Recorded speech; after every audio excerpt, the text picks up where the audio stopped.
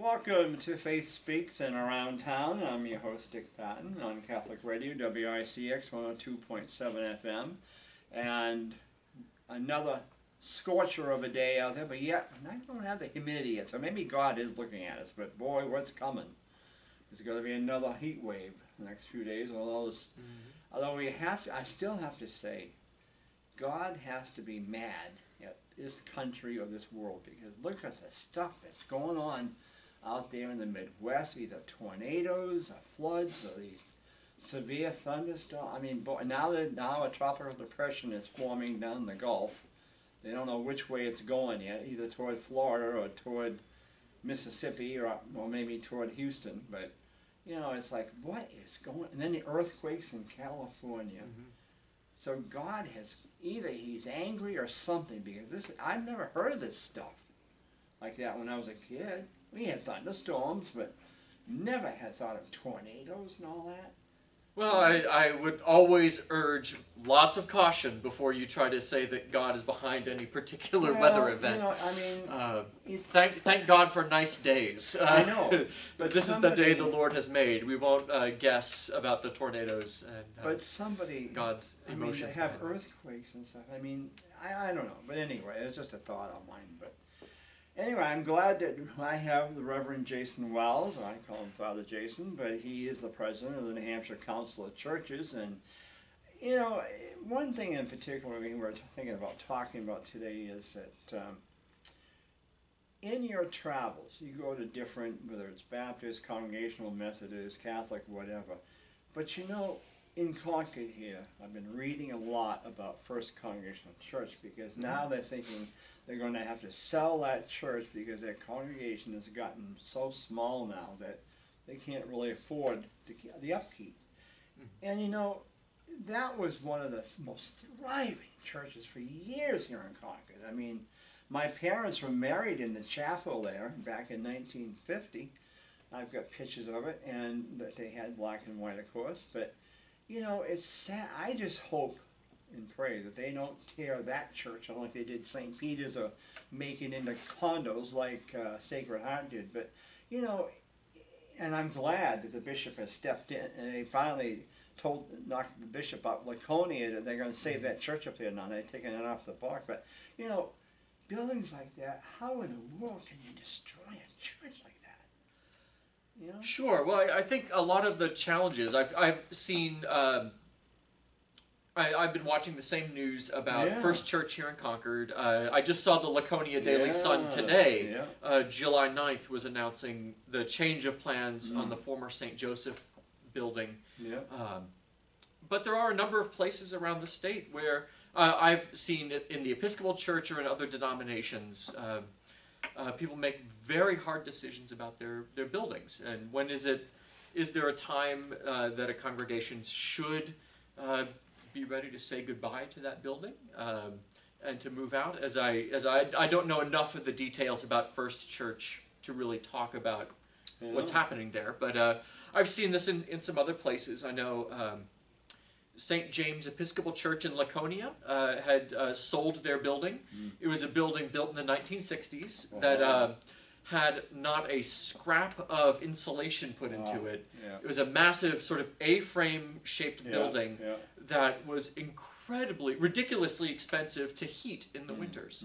And their congregation had shrunk. And they actually sold their building to the Boys and Girls Club.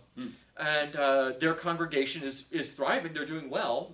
They've moved in and share a building with the Good Shepherd Lutheran Church in Laconia. So on a Sunday morning, they have two different worship times. So their congregation has stayed together. They're doing well. They're looking for a new clergy person right now. But I was aware of it when they were thinking of selling that building, that the buildings become, in many cases, they are very expensive for the utilities, for the heat. Especially when churches have maybe old boilers in them or inefficient buildings that on the one hand would cost too many millions to replace, but you also can't pay your bills with the system you have. Maintaining historic buildings, I imagine like First Church in Concord or St. Joseph Parish in Laconia, those present a whole new set of challenges when it's not a building put up in the 1960s, but a church that goes back to the 1860s or earlier. It's a challenge. And then I've seen many congregations where the whole life of the church is put into maintaining a building. You raise money to maintain the building. You put your time, energy, volunteer planning time into running a building. And you lose a sense of why there's a congregation here. That we're here to worship and praise God. We're here to serve God and serve others. That a lot of that can get lost. And it becomes a real burden. And it becomes a very deep question for congregations. When is it the right time to think about that? But as you travel around, as I said, it's sad to say, as I told you, where has the congregation gone? I mean, First Congo, yes, the age maybe, but that church was big, and so what happened to them? You know, I mean, I'm sure churches up north or whatever, or some of the other ones down south maybe, but and then all these other little ones are springing up out of nowhere, you know, and why? Right. So you'll see a couple of things, and you can get to.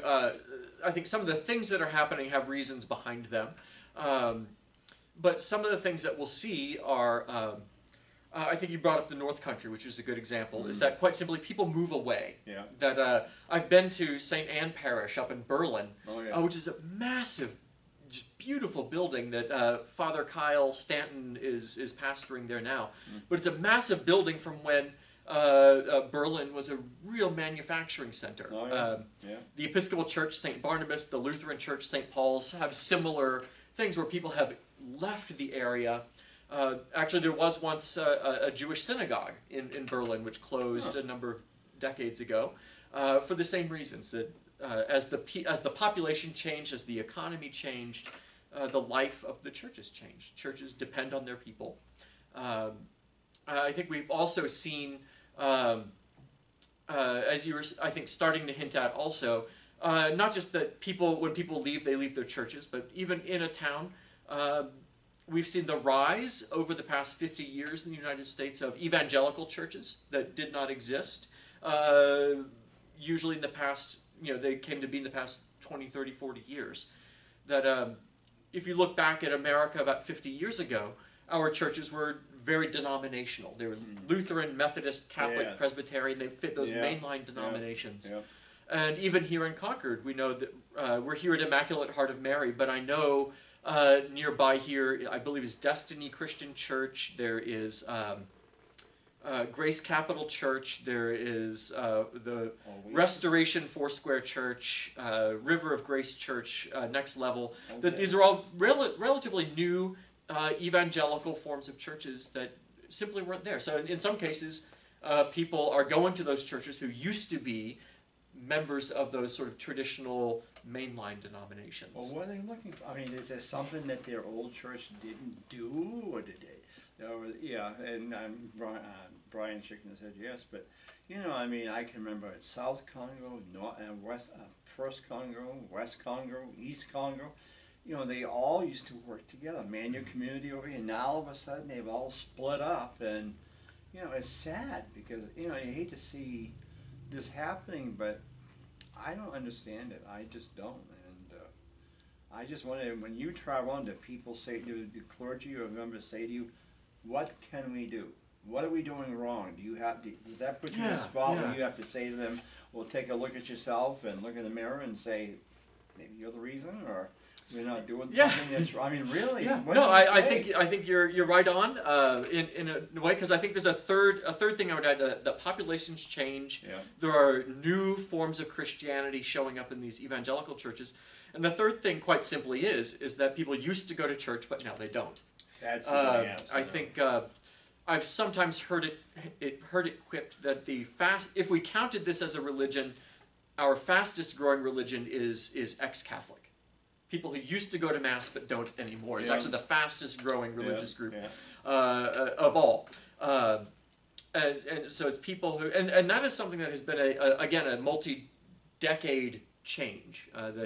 That people, in many cases, started to sort of drop out in a movement in the late 60s and onward.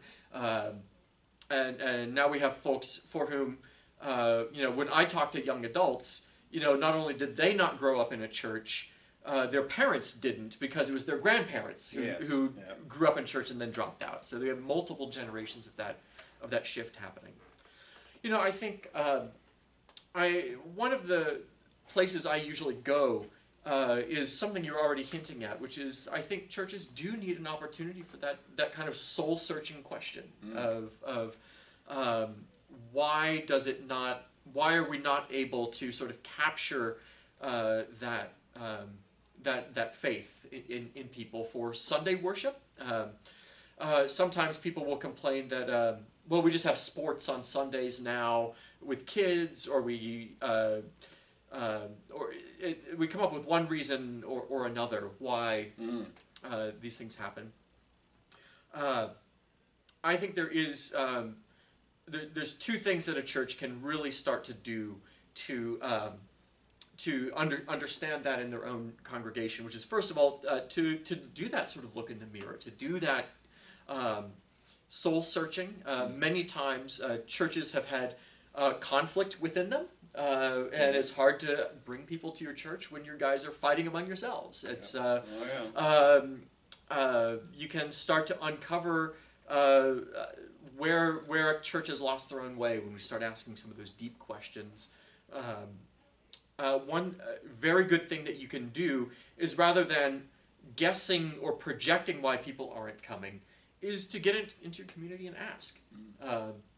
People have perceptions of Christians and of churches that we may not understand. Most churches, when I talk to them, would describe themselves as nice, friendly, and welcoming, but the community may not think of them that way. They may think of them as unfriendly, or they may have a view of Christians generally that is bigoted or something else that prevents them from coming in. So that's, but it's best not to project reasons onto other people. It's best to talk to people and ask them.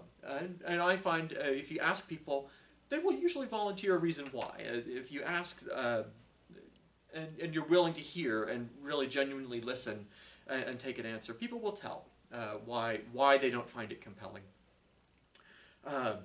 So one of the things that I used to say in the Episcopal Diocese here in New Hampshire, I worked, one of my roles, in addition to serving in East Concord, was as the chair of their evangelism committee. So we would actually talk to churches about this a lot and try to inspire them to have those kinds of conversations, to go out into their community and talk to people. And my sort of usual sermon about this was that I really do believe that even if people never have set foot in a church in their life, most people want to have an experience of God. They want to have a spiritual experience. And people want to make a difference in the world. I think a lot of people will substitute church for other forms of spirituality. They will find yoga, they will go hiking in the mountains, they'll go canoeing, and a lot of them will tell you that's where they experience God. And they do so more than they would in a church setting. The other part is that I think people, at one time, if you wanted to serve and help other people, a great place to go was your church. And I think people are choosing to volunteer for the Red Cross, or they volunteer with other organizations, or they create new ways of volunteering. And I think that if we sometimes need to do that soul searching to ask how well, if people came to our church on a Sunday or a Saturday, if they came to our church for a worship service, how well will they experience God in that worship service? And I think that is something that deserves an honest look. And the other question is, how well, if a person came here, would they be able to make a difference in the world around them? Do we help that? I think those connect very nicely with what Jesus said that were the two greatest commandments, to love God and to love our neighbor. And if we have lost our way on those two core things, churches have a real need to look at themselves and find out, how do we get back in line with what Jesus wanted us to do?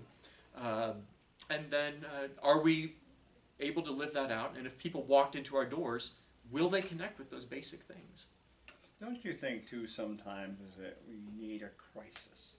It seems like when there's been a major crisis in this country, all of a sudden the churches are full because something has affected them either in the community or the state or fed. You know, I just, 9/11 was a good case. After that, boy, everybody was going to church. I mean, it seemed like the churches were full.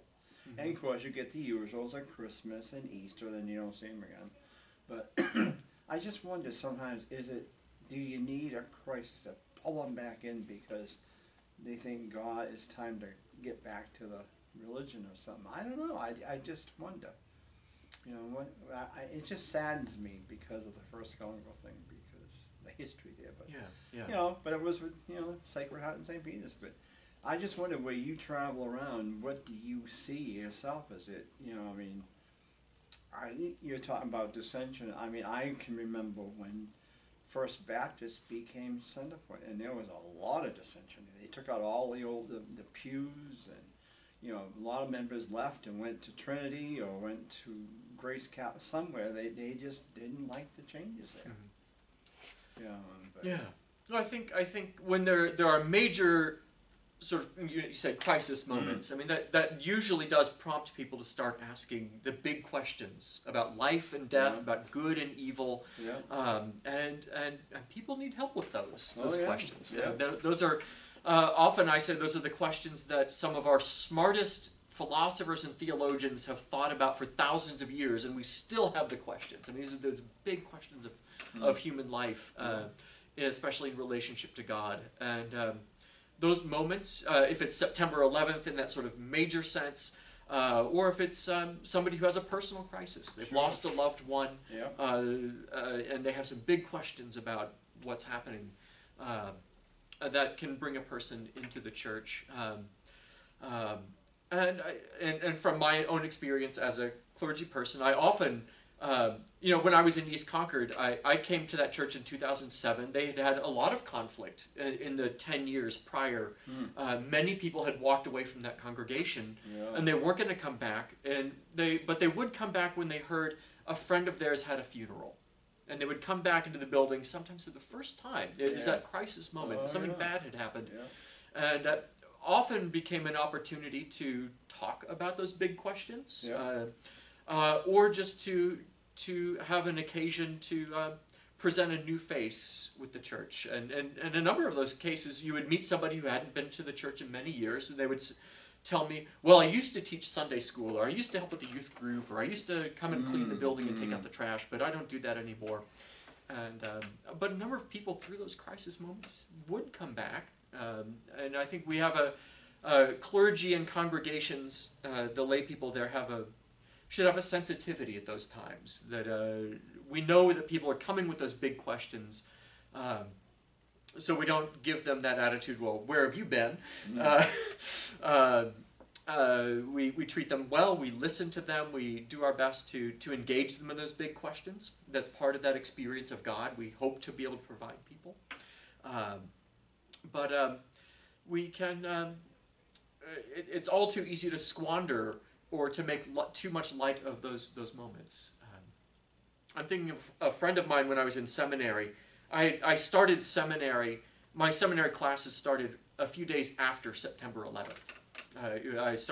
Our classes started about September 13th or 14th of 2001. So we had just gotten there, and one of the older, more senior classmen than me was about to graduate and go off to find a job in a Presbyterian church. And he said what he would do, even in 2001, was he would look at the church's sermons online. And he wanted to know what was getting preached the Sunday after September 11th. Yeah. What did a pastor get up in the pulpit and say? And he said that was the best way for me to determine what that congregation is all about. If they responded to it well, or if he thought they responded to it poorly. I don't know his criteria for judgment. I haven't talked to him since then. But those crisis moments, he was able to really evaluate the character of a congregation by looking at that. And that's not just true for people looking for work as pastors. That's true of everybody out there. The world does watch how Christians respond, that will be an indicator as to whether or not they will come and stay. I also know too, in some cases, that when a clergy will say like yourself, you got transferred or left Grace Episcopal, and whoever took your place, the congregation may not like it. They're used to you. They don't care for the new person, even though they haven't given them a chance. But sometimes the choice that was made to bring someone in, because I can remember First Concord. I hate going back to them, but I can remember when the Reverend Tom Jennings was there. He was there for years, and man, he was powerful. That church would be full. And Bill Matibia was the organist there, and of course he was the director for Concord High School Band at that time. And I'm telling you, that was one thriving church. But when he left, of course, whoever came in after that didn't really fit the mold or fit the right size that he was there.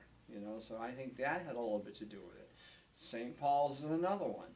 You know, I mean, I can remember when they had, was it Father Alan Monroe was there, and well, you know, those go back before my time in Concord, but I do know even more recently, both of those churches had conflict within them. Sometimes they had clergy who left under not great circumstances. Even when I was in East Concord at Grace Episcopal, they had a much beloved pastor, Reverend Mary Beale. She was there from about 84 to 94, and she would come back to do funerals for people who had died. And well, they loved Mary, and I could see why. When she would come back and preach, she's an excellent pastor. It was sort of a golden age for that church's life, and she had retired in 94 and moved on.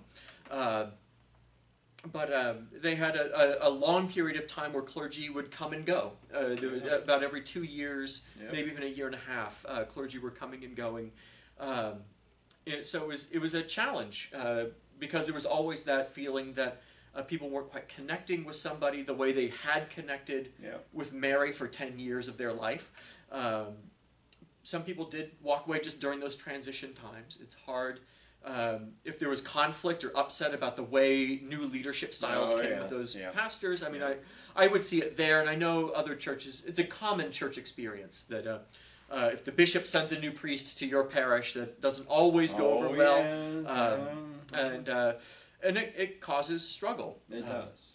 And there's in some ways, there's not an easy way to do that. Sometimes lay people do need to give that new person a fair chance. Sometimes the person who's coming in is not the right match for that congregation. And whatever the denominational structure, if it's the bishop appointing or whatever committee that voted, may need to revisit that group's work. Sure. It's hard. The times of conflict around leadership, around money and buildings, they create a lot of tension in a congregation.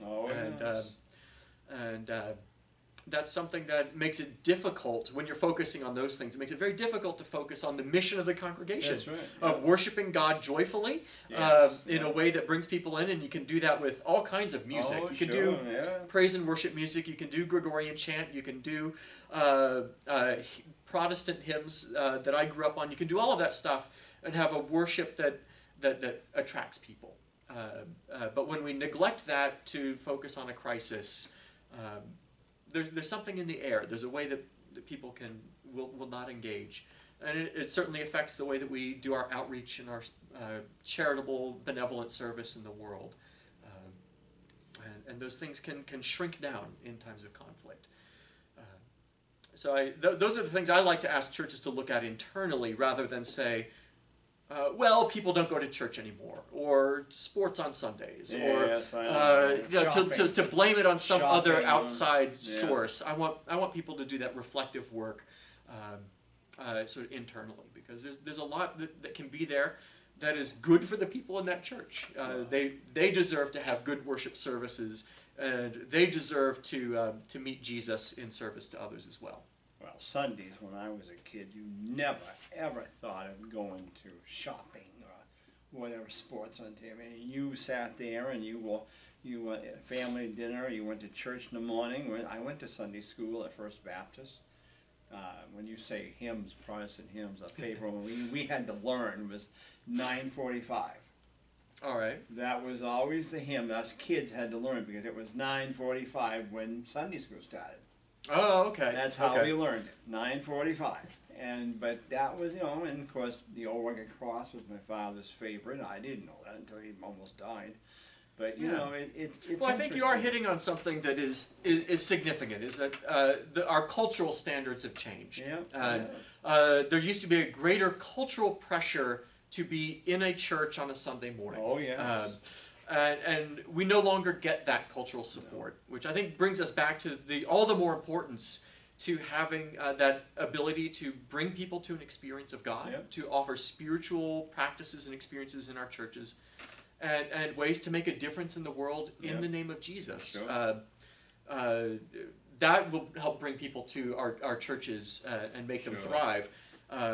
Because we're not going to get the old blue laws back. They're not going to. Shopping and sports on Sundays is here to stay. So we have those things are here.